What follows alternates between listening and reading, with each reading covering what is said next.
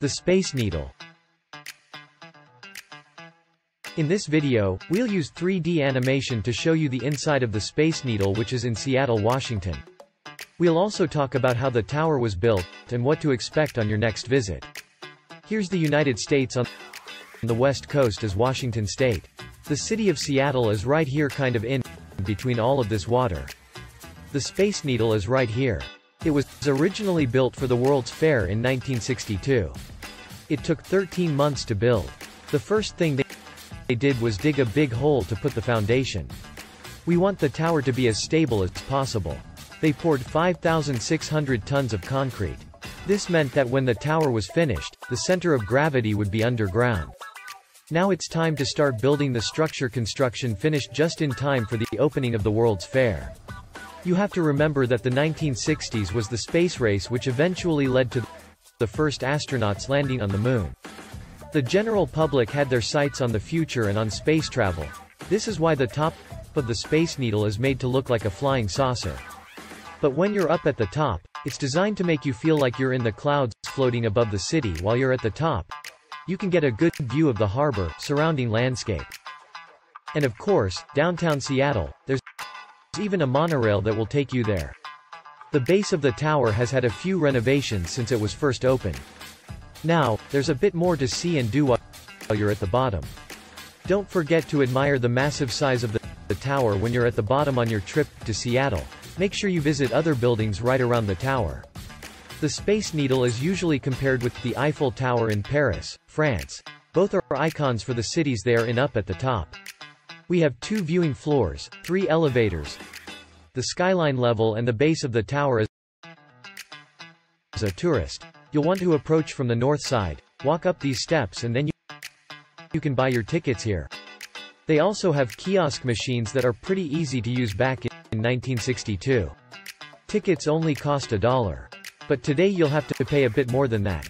After getting your tickets, you can begin your way up the circular ramp. In times past, you may have had to wait in a long line, but now the Space Needle has timed tickets so that when you arrive at your designated time, the line will hopefully be a lot shorter. Once you get inside here, they have displays along the wall to learn more about the Space Needle. Then we just keep on heading up the circular ramp until we go all the way around. Notice how we're right above where we bought our tickets. Down below, you'll be able to get a good view of the gift shop. We'll visit this at the end of the tour. When it's your turn, enter the elevator and begin the climb. Each elevator can fit about 25 people. It will take about 41 seconds to get to the top. We'll get out on the very top floor, which is the observation deck. This level lets you go outside and view the surrounding area in any direction.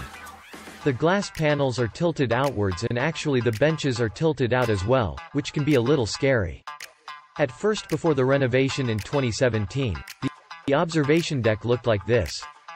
The guard rail was higher and it was completely closed in by wires. I like the new look with the glass panels, because it feels a lot more open on the inside. There are tables and chairs. When you're ready for a break, when you want to go down below, you can head down these curved stairs. This is the service level.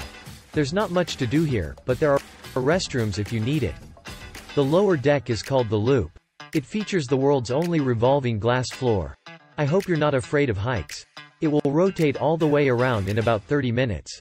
Now, the center of this floor doesn't rotate. It's only the outer edges that rotate. This means there's a line in the floor that shows the separation.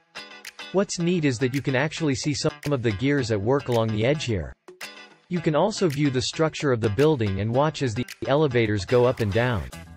Just remember that only the floor is spinning. So if you put any belongings down on the side here, you will slowly spin away from them. Over the years, the Space Needle has featured 3 separate restaurants on the bottom deck. Currently, there's no restaurant here, but there may be food options again in the near future. When you're ready to come back down, you can wait in line for the elevator here. The center of the Space Needle has mostly supports for the elevators on busy days.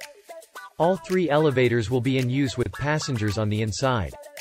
You'll find the stairs mostly for emergency purposes from time to time. It's been opened up for athletic competitions and charitable events. Personally, I'd rather take the at the bottom. The elevator will take you to the gift shop that you saw earlier on your way up the curved ramp for private events, like weddings or company meetings. You'll need to rent out the skyline level, which is only 100 feet off the ground. Even though it's not as high up, it still offers some amazing views. The Space Needle was renovated in 2017. So even if you've been there recently, make sure to go see it again. Like, comment, subscribe.